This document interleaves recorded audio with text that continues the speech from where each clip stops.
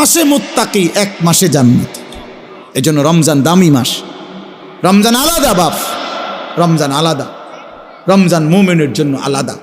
আল্লাহ তাআলা নিজ হাতে রমজানকে সাজিয়েছেন। আল্লাহ বলছে রমজান আমি সাজাইলাম। এই যে প্যান্ডেল আপনারা সাজাইছেন, রমজান আল্লাহ নিজে সাজাইছেন। আল্লাহ বলে বান্দা দেখো আমার সাজটা আমি সেট আপ করলাম রমজান, তুমি শুনো আমার কাছে।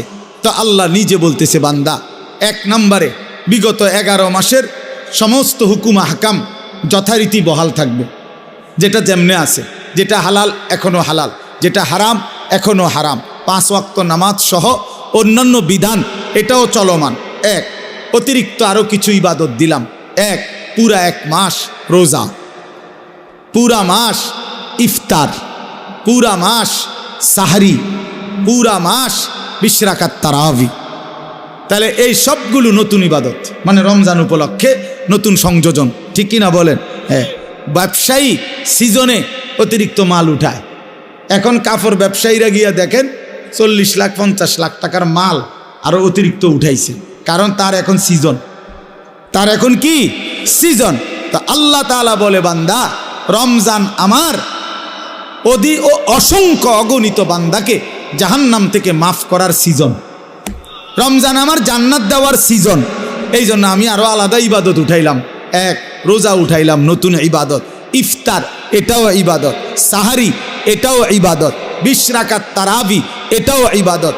রমজানের শেষ দশকে আরও ইবাদত উঠাইলাম, আরও মাল উঠাইলাম আমি। রমজানের শেষ দশক এতেকাফ, আল্লাহর ঘরের বিধান, এতেকাফ করা এটাও ইবাদত। রমজানের শেষ দশকের বেজর রাত্রিতে সবে কদরের তালাশ এটাও ইবাদত। বলেন আলহামদুলিল্লাহ। তাহলে আল্লাহ তাআলা 6টা বড় বড় নতুন ইবাদত দিছেন রমজানে।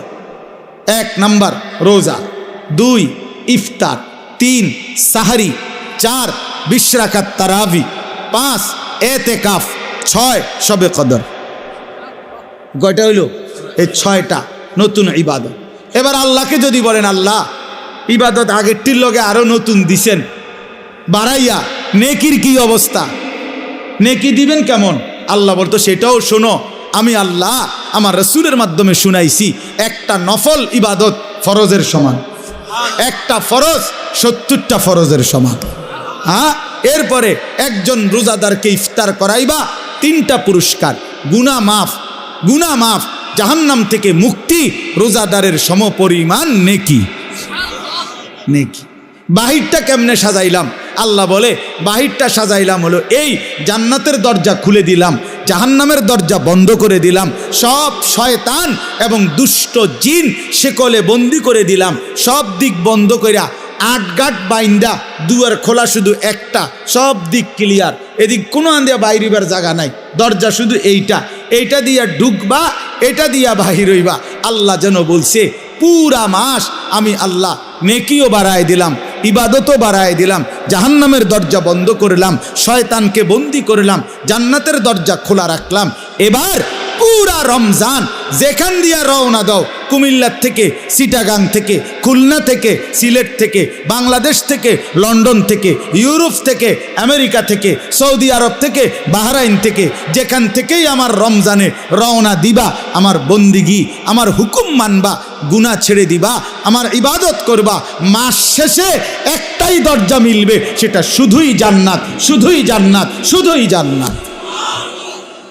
30 দিনের মাথায়, 29 দিনের মাথায় সব ইমানদার জান্নাতে ঢুকবে, কারণ দরজা তো খোলাই শুধু জান্নাতে।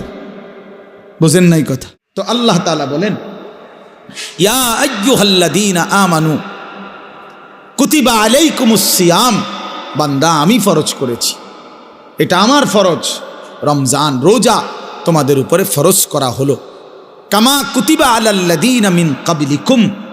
আল্লাহ বলেন ঘাবড়াইও না বান্দা, পারবা। হঠাৎ করে লাভ দিয়ে উঠতো না যে আমি 8টার থেকে 9টা বাজতেই নাস্তা দেরি হলে আমার মাথা গরম হয়ে যায় হুজুর, আমি পারতাম না। আল্লাহ বলে না, পারবা। তোমাদের পূর্বেও সমস্ত ইমানদার বান্দাকে আমি আল্লাহ এই রোজা ফরজ করেছিলাম, তারা যেহেতু পারছে তুমিও পারবা। এবার আল্লাহকে বললাম আল্লাহ যদি বলেন, আল্লাহ বলতেছেন যদি বলেন আল্লাহ হঠাৎ করে আমারে উপোস এই যে 11 মাস কি সুন্দর খাওয়াইলেন পড়াইলেন, হঠাৎ করে আমার খানা পানি, আমার হালাল স্ত্রীর সাথে আমার সম্পর্ক বন্ধ করে দিলেন কেন একটা লম্বা সময়? আল্লাহ বলেন, বান্দা অভাবের কারণে না, আমার ভান্ডারে কমে গেছে এই জন্য না, বরং লাআল্লাকুম তাত্তাকুন, আমি আল্লাহ এই রোজার মাধ্যমে, রমজানের মাধ্যমে 1 মাসেই আমি আল্লাহ ওয়াদা দিচ্ছি তোমাকে মুত্তাকি বানাবো, আর 1 মাসের মুত্তাকি হলেই 1 মাসেই জান্নাতি বানায় দেব।